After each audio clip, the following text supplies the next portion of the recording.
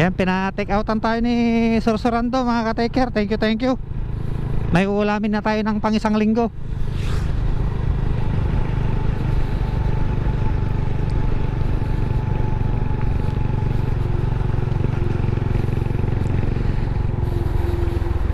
Nabibigatan si auntie ah.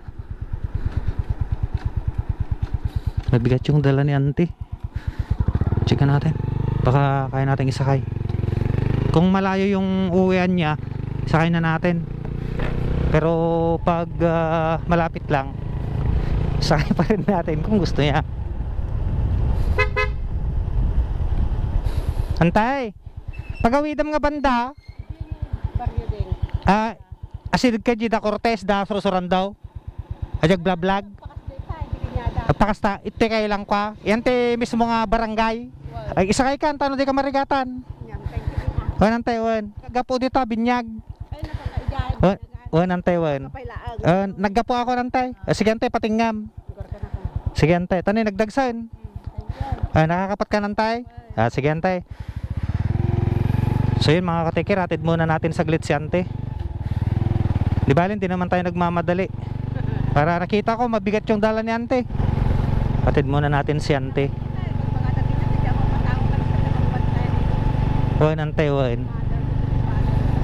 Ay wan ante wan.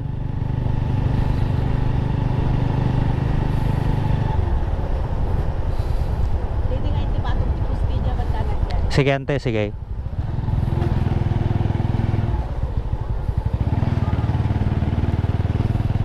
Di ba nantay?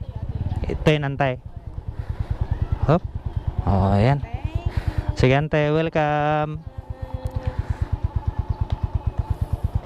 Sige ante. Alright, so ayan. Ikot na tayo ulit.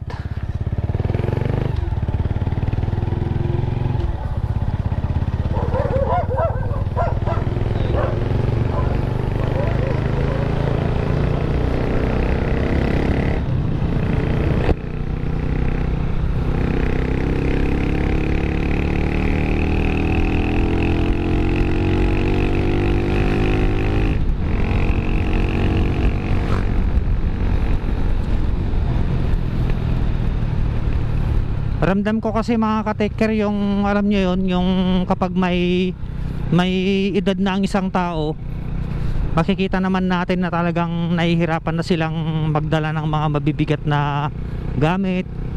Kaya kung may madaanan man ako, may malampasan man akong tao, lalaki man yan o babae na may daladalang mabigat, talagang hinihintuan ko yan.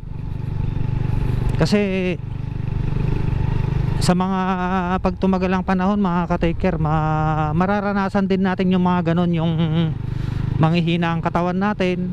Ngayon bata-bata pa tayo, malakas pa tayo, pero pagdating ng panahon mararanasan din nating tumanda at mararanasan nating humina.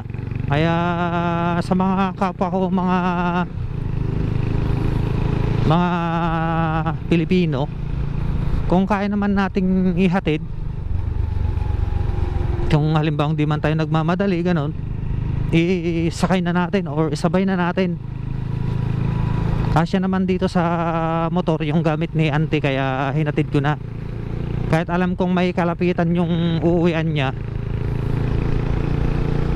wala namang mawawala mga ka-taker kapag ibibigay natin yung counting minuto para makatulong sa kapwa natin. Dahil yun ang kagustuhan ng Panginoon.